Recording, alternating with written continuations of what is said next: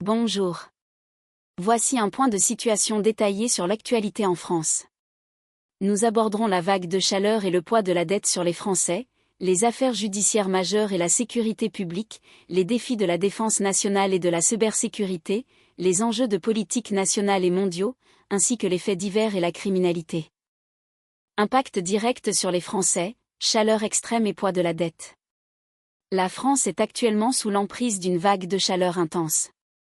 Météo France a placé 49 départements en vigilance rouge canicule, signalant un danger élevé pour la santé, et 40 autres départements sont en vigilance orange. Cette situation implique des températures supérieures à 40 degrés Celsius attendues dans plusieurs régions du pays. Les autorités appellent à la plus grande prudence et au respect des consignes de sécurité, notamment pour les populations vulnérables. Cette chaleur extrême pèse directement sur le quotidien des Français, impactant la santé publique et les activités économiques. Au-delà de cette contrainte climatique immédiate, la question du pouvoir d'achat et du poids de la dette reste centrale. La retraite progressive, un dispositif issu de la loi de 2023, est désormais utilisé par le gouvernement des 60 ans. Cette mesure modifie les perspectives de fin de carrière pour de nombreux actifs. Parallèlement, une décision du Conseil constitutionnel permet aux banques de facturer des frais de succession sur les comptes des mineurs décédés.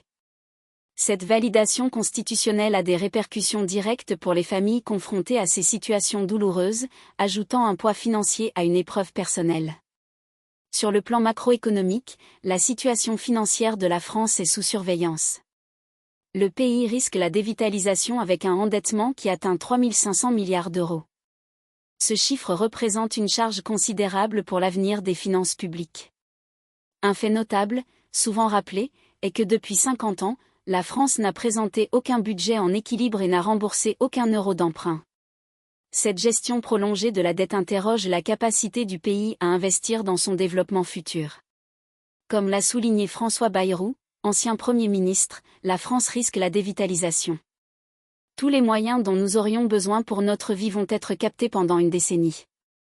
Cette perspective alerte sur les conséquences concrètes de cette dette sur les services publics et la capacité d'action de l'État pour les générations à venir. Sécurité publique et affaires judiciaires majeures. Dans le domaine de la sécurité publique et des affaires judiciaires, plusieurs dossiers retiennent l'attention et soulèvent des questions sur le fonctionnement de la justice.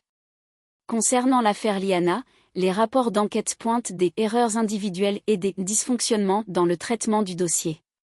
Ces conclusions mettent en lumière des défaillances systémiques qui ont eu des conséquences dramatiques. Un autre exemple de potentielle défaillance concerne la plainte visant Jérôme Barella en 2025 qui, malgré sa gravité, n'avait entraîné ni audition ni garde à vue à l'époque. Ces situations interrogent la réactivité et l'efficacité des procédures judiciaires face à des alertes précoces. Un dossier historique et d'ampleur a refait surface. Entre 700 et 1500 élèves ont été potentiellement victimes de violences à Bétharram, sur une période allant de 1950 à 1990. Ces révélations soulignent l'ampleur des abus au sein de certaines institutions et la difficulté des victimes à faire entendre leur voix et obtenir justice, parfois des décennies après les faits. Le traumatisme des victimes et de leurs familles reste une priorité pour les autorités et les associations. D'autres affaires, aux échos plus récents, continuent de marquer l'actualité judiciaire. Le fils d'une victime du crash du DC-10 survenu en 1989, qui avait causé la mort de 170 personnes, a récemment traité avec le fils du bourreau, dans une démarche complexe de réconciliation ou de compréhension. Par ailleurs, Christophe Ellul, condamné à 4 ans de prison avec sursis pour la mort d'Elisa Pilarski, a fait appel de cette décision. Ce recours prolonge la procédure judiciaire et maintient l'incertitude pour les parties civiles. Enfin, un fait divers tragique s'est produit à la Grand-Combe, dans le Gard, où un enfant de 2 ans a été retrouvé mort. Sa mère est actuellement en garde à vue, les investigations sont en cours pour déterminer les circonstances exactes du drame. Ces affaires variées rappellent la complexité des enquêtes criminelles et l'impact de ces événements sur les individus et la société. Comme l'a déclaré Alexandre Novion, avocat de Christophe Ellul, au-delà d'un coupable, ce jugement fait de lui un menteur stratégique, un faussaire avéré et un salaud complet. Cette citation illustre la dimension morale et factuelle des débats juridiques qui se jouent. Défense nationale et cybersécurité. La défense nationale et la cybersécurité constituent des piliers essentiels de la souveraineté française, et l'actualité récente met en lumière des vulnérabilités importantes. La Fédération sportive de la police nationale, FSPN, a été victime d'une cyberattaque majeure, impactant directement plus de 224 000 personnes. Cette brèche de données est une illustration concrète des risques pesant sur les informations personnelles des agents et sur la confiance dans les institutions. Le CERT-FR, Centre gouvernemental de réponse aux incidents cyber, observe d'ailleurs une recrudescence des attaques ciblant spécifiquement les messageries instantanées des secteurs régaliens. Ces attaques visent des informations sensibles et peuvent compromettre des opérations critiques. La fréquence des incidents est également préoccupante. French Breach a recensé plus de 70 fuites de données en France depuis le début du mois de juin seulement. Ces chiffres soulignent une exposition constante des organisations françaises, privées comme publiques, aux menaces cybernétiques, avec des conséquences potentielles sur la vie privée des citoyens et la compétitivité des entreprises. Sur le plan de la défense plus classique, les préparatifs budgétaires avancent. La Commission de la Défense a nommé les rapporteurs pour avis sur le projet de loi de finances 2027. Ces travaux sont cruciaux pour définir les moyens alloués aux armées pour les années à venir.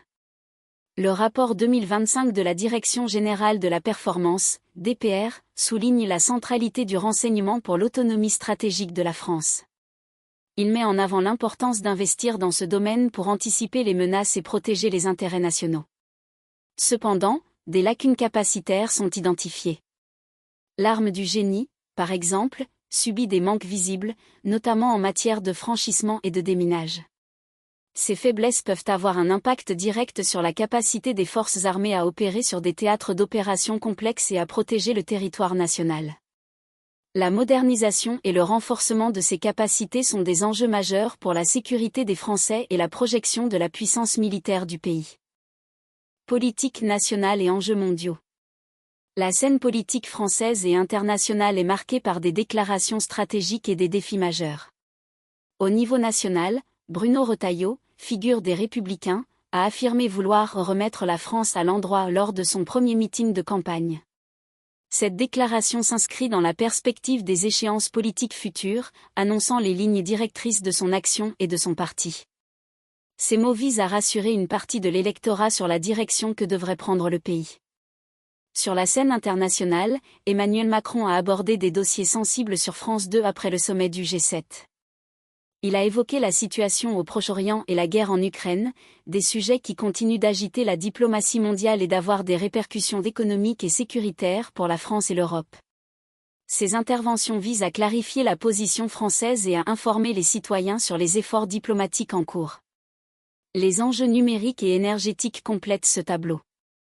L'application Telegram, plateforme de messagerie très utilisée, fait face à des restrictions mondiales pour des motifs liés au terrorisme et à la désinformation.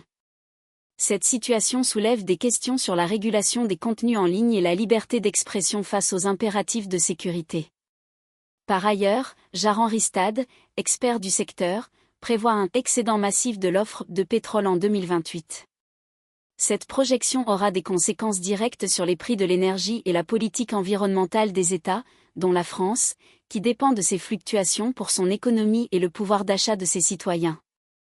Enfin, la souveraineté numérique est mise en lumière par une décision américaine récente. La coupure de l'accès à l'intelligence artificielle d'Anthropic pour certains utilisateurs, par une décision unilatérale des États-Unis, alerte sur la dépendance technologique et la souveraineté numérique des nations. Cette mesure rappelle la nécessité pour la France et l'Europe de développer leurs propres infrastructures et compétences en IA pour éviter toute influence étrangère sur des technologies stratégiques. Criminalité et faits divers. La criminalité et les faits divers continuent de ponctuer l'actualité des territoires français, avec des violences urbaines, des affaires judiciaires et des événements tragiques. À Marseille, 3 personnes ont été blessées par balle lors d'une fusillade, un acte directement lié au trafic de drogue qui gangrène certaines cités. Cet incident est une manifestation des tensions et de la violence persistante dans les zones sous emprise de ces trafics, impactant la sécurité des habitants. Plus au nord, à Valence, un jeune homme d'une vingtaine d'années a été tué par balle dans ce qui est probablement un règlement de compte. Ces événements rappellent la banalisation de la violence armée dans certaines régions et les défis des forces de l'ordre pour endiguer ces vagues criminelles. La peur et l'insécurité ressenties par les populations locales sont des conséquences directes de cette situation. À Alès, l'action des forces de l'ordre a permis l'interpellation de 3 hommes et la saisie d'une Kalachnikov après un vol à main armée à domicile. Cette intervention démontre la présence d'armes de guerre sur le territoire et la détermination des criminels, mais aussi la réactivité des services de sécurité pour protéger les citoyens. Les faits divers incluent également des tragédies inattendues. Claude Guillemot, 69 ans, cofondateur du géant du jeu vidéo Ubisoft, est décédé dans un crash d'avion à La Baule. Ce décès marque la disparition d'une figure majeure de l'industrie française du numérique et rappelle la fragilité de la vie face aux accidents. La menace numérique continue de s'étendre. Le groupe de Ransomware The Gentleman a revendiqué 3 nouvelles compromissions d'entreprises françaises, s'ajoutant à la liste croissante des victimes de la cybercriminalité. Ces attaques ont des conséquences économiques lourdes, allant de la perte de données à l'interruption d'activité, et touchent directement l'économie française et ses emplois. Enfin, les conditions météorologiques extrêmes de cette semaine ont d'autres conséquences. Les pompiers sont sur le qui-vive face au risque d'incendie, avec 60 départements placés en vigilance orange. Cette situation est directement liée à la sécheresse et aux fortes chaleurs, mettant la sécurité des habitations et des forêts sous tension et exigeant une mobilisation constante des secours, un effort coûteux pour la collectivité. En résumé de l'actualité de ce 22 juin 2026, la France fait face à une vague de chaleur caniculaire avec 49 départements en vigilance rouge. Le poids de la dette, atteignant 3 500 milliards d'euros, reste une préoccupation majeure pour l'avenir financier du pays. La cybersécurité est sous tension, comme en témoigne la cyberattaque qui a touché plus de 224 000 policiers. Enfin, les risques d'incendie sont élevés, avec 60 départements en vigilance orange.